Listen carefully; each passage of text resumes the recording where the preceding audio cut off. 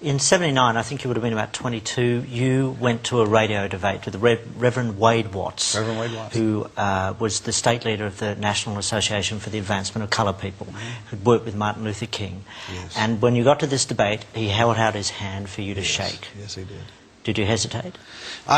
He caught me off guard. See, I'm expecting this black militant to come in with a great big afro this big and an African dashiki on with bones hanging around it and a button on that says, "I hate honkies" and "death to crackers," you know, all that stuff. And I figured he'd have on a You black... seriously thought Yeah, that? that's what I thought. And I thought he'd come in there carrying a boom box blaring out the theme from Shaft. I figured he'd flash the switchblade at me and go, "Black is beautiful, honky. I'm going to kill all you white devils," you know. That's what I thought I was going to see.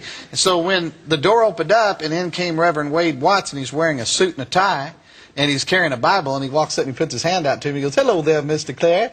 I'm Reverend Wade Watts. I just want to tell you I love you and Jesus loves you." And I mean, I'm shocked, you know. And then he puts his hand out, and I'm shaking his hand without thinking, because this wasn't what I was expecting. Then I realized I just broke a Klan rule, and I jerked my hand back, you know.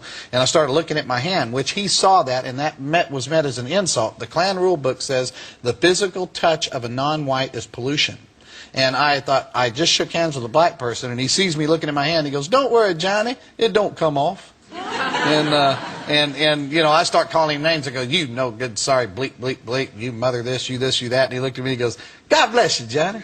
He says, "You can't do enough to me to make me hate you. I'm going to love you, and I'm going to pray for you whether you like it or not." And I didn't know how to deal with that. I had never had that happen to me before. A few years later, you burnt down his church, didn't you? Set fire to his church. See, what happened was we started off going by his house, calling him names. We got no response. Threw trash all over his lawn. Got no response. We showed up with our sheets and hoods and stood out there in his yard. Said, "Get on out here, boy. We got something for you." And he comes outside and he goes, "Boys, Halloween's 4 more months away. I got no trick-or-treat in here for you. Come back in October." And he goes back in the house. That's a brave man. Yeah, and I mean, I didn't know how to deal with this. And so the Klan goes, "You got any more bright ideas?" I said, "I don't know." I said, "I'll tell you what we'll do." So we burned a cross across the street from his house. He came outside and asked us if we needed hot dogs and marshmallows for our barbecue, you know. So finally, I said, "I'm tired of messing with him," and we set fire to his church. And they put the fire out before the church was destroyed. And I remember I called him up and disguised my voice, and I said, "Hey, boy, you better be afraid. We're coming to get you, boy. You don't know who we are, but we know who you are." And he goes, "Hello, Johnny."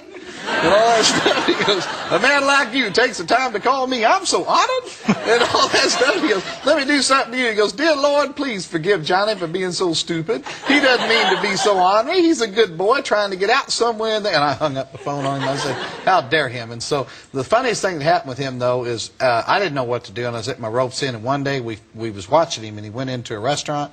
So we got a bunch of us together, and about 30 of us went in there and surrounded him. And he had this chicken there on the table at the restaurant. And I walked up and I said, "Hey, boy, this restaurant's for white people only. We don't want you here."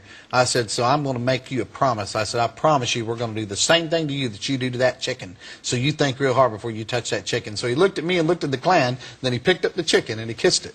And when he kissed the chicken, the whole restaurant acted just like y'all did. They all start laughing, you know, and everything. And I looked up, and even the Klan was laughing. You got to admit, that was funny. I said, every one of you outside. I'm outside, and they're doubled over laughing. I'm going, "You guys are going to get suspended and lose your robe for 2 weeks." I said, "I'm getting tired of this."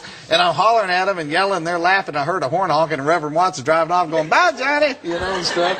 And that's how he chose. That's how one old black, we never bothered him again. And that's how one old black man defeated the entire Ku Klux Klan.